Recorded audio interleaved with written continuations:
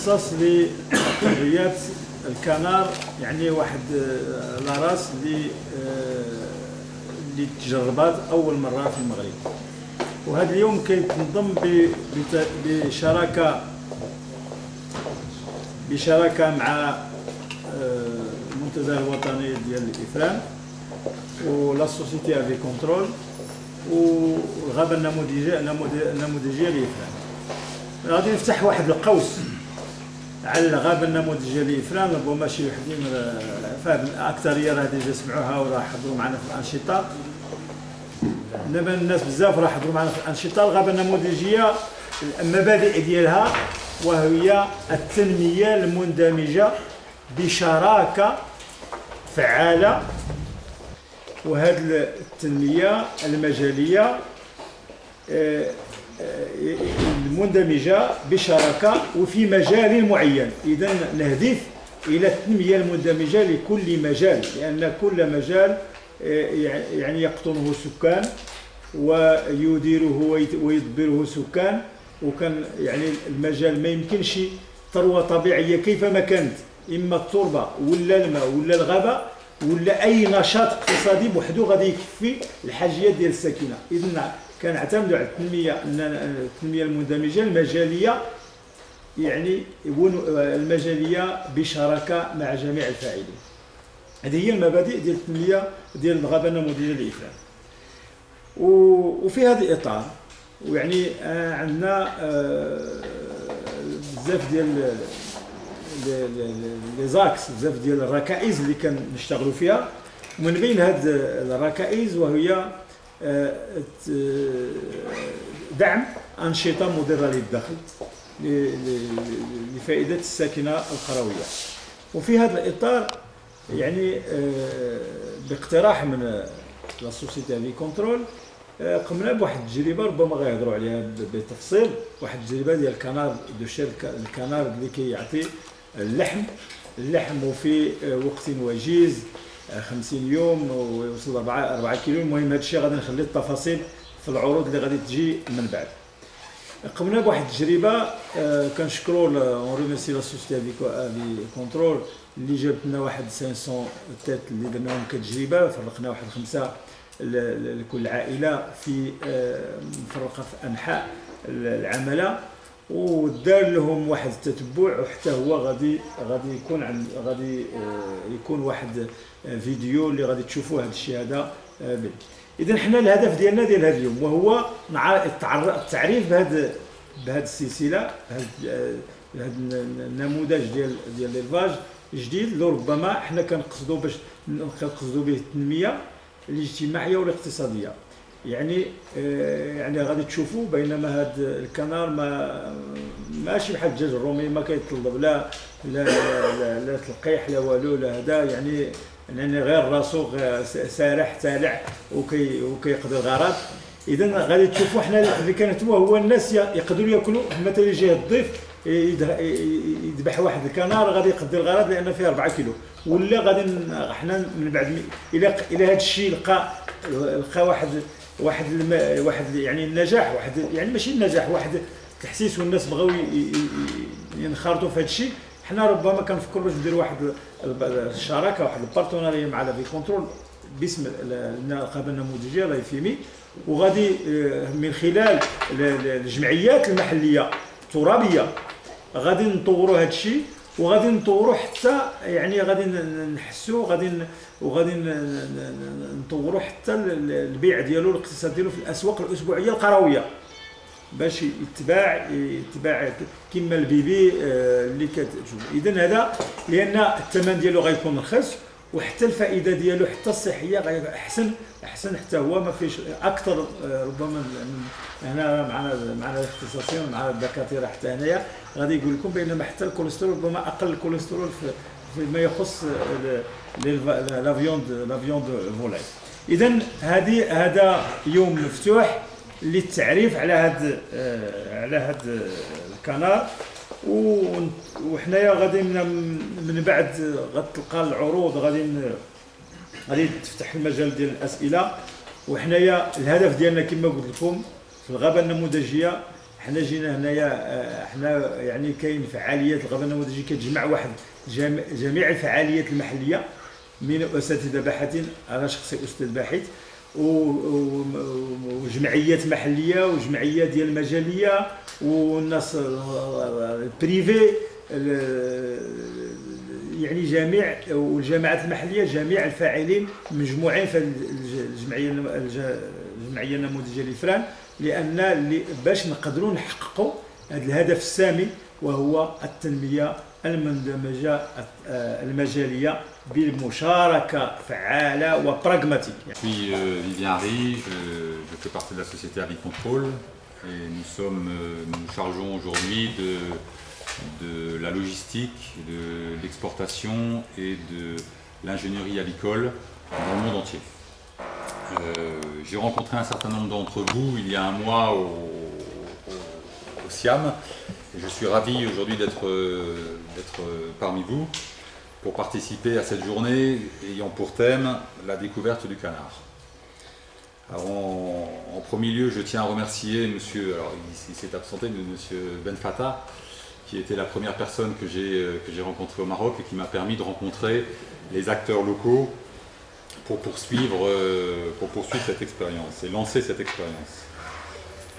Tous mes remerciements à toute l'association AFMI et à vous en particulier, monsieur Caro,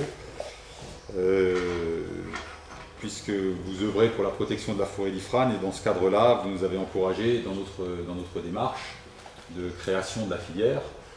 Et remerciements également à la coopérative Shabab et M. Hamid Aboulrit qui s'est chargé d'accueillir et d'élever les canards que vous avez pu apercevoir lors du SIAM pour ceux qui sont passés il y a un mois. Et ensuite M. Khalid Alibaoui également qui a été la personne qui a immédiatement cru au projet et qui s'est investi complètement dans cette aventure. Enfin, merci à vous d'être ici, d'avoir répondu présent à notre invitation. Vous allez avoir l'occasion aujourd'hui comme c'est une journée de découverte, vous allez avoir l'occasion de poser toutes les questions que vous souhaitez concernant le canard, concernant l'animal en lui-même, concernant l'élevage du canard, concernant les tenants économiques et sociaux qui sont liés à la création de cette filière. Donc la journée est placée sous le signe de la découverte. Dans un premier temps, je vais vous faire découvrir le canard avec un rapide historique de cet animal. Ensuite, la découverte de la filière d'élevage proprement dite et les avantages qu'elle procure, tant au niveau individuel qu'à l'économie globale.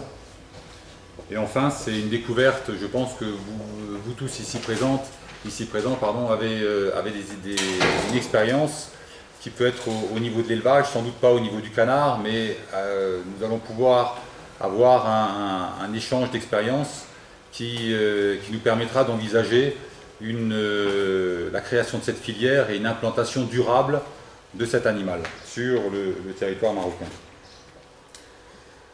Pour nous, les objectifs de cette journée sont clairs. Il s'agit de mettre sur les rails les structures, tant humaines, logistiques et financières, qui nous permettent de démarrer dans les plus brefs délais l'élevage du canard au Maroc.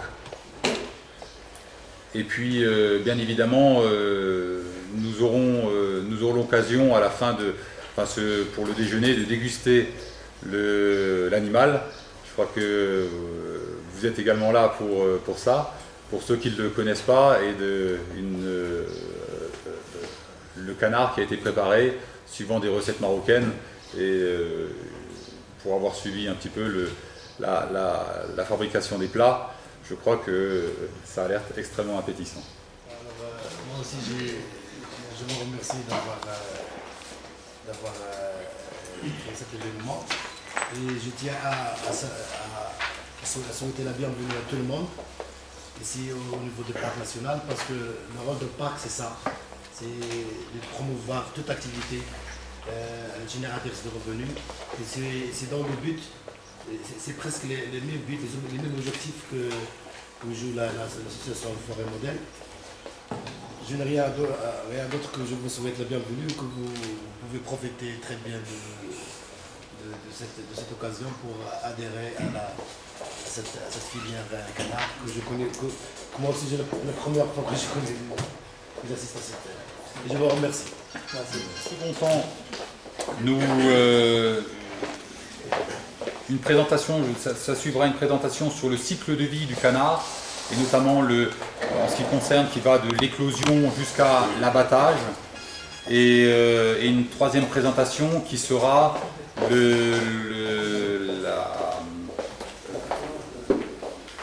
un retour sur les tests qui a été effectué au mois de mars, puisque nous avons envoyé 500 canards, 500 canetons, qui ont été élevés ici pendant 2 mois et qui aujourd'hui sont arrivés à maturité. Donc en ce qui concerne le canard, là vous avez une belle espèce de canard qui est déjà adulte. Je vais m'intéresser uniquement au canard domestique, puisque le canard sauvage, vous en avez un grand nombre d'espèces de par le monde, alors que les canards domestiques représentent une toute petite part des espèces de canards. Nous avons 2 souches principales. Une souche asiatique, que vous devez connaître, qui est le canard pékin, qui est le canard qui est le plus commun dans le monde, qui doit représenter, je pense, 90% de la production mondiale. Pour la simple et bonne raison, on va le voir, que la majeure partie de la production mondiale se situe en Asie. Voilà, et qu'historiquement, c'est le canard de souche asiatique. Une deuxième souche, c'est une souche américaine, c'est le canard de Barbarie, ou le canard musqué. Alors on le reconnaît bien parce qu'il a une excroissance au niveau du bec. C'est une souche américaine, on le trouvait à l'état sauvage, donc un canard qui volait à l'époque, en Amérique du Sud et en Amérique centrale. C'est à partir de ces 2 souches, donc cette souche asiatique et cette souche américaine, qu'on a développé une souche hybride, qui est que l'on appelle le mulard, et qui a été développé pour 2 facteurs essentiels. D'une part, pour sa qualité et son rendement en foie gras, puisque ces animaux, ces canards sont élevés spécifiquement pour le foie gras, et ensuite la chair est bien évidemment consommée, et elle a la tendreté qu'on peut avoir qu'il y a du Barbarie. Donc elle a à la fois l'aspect rustique de la souche pékin, de la souche asiatique, et la tendreté de la chair et l'aspect goûteux de la souche américaine.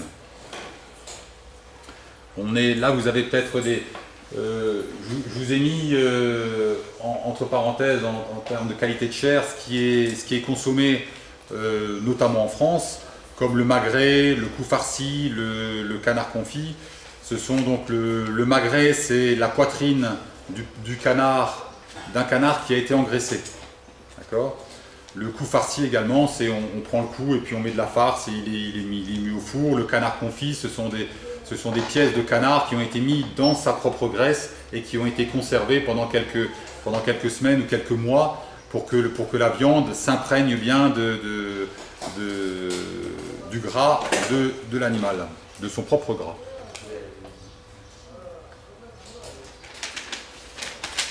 Je vais faire un bref historique sur le canard domestique.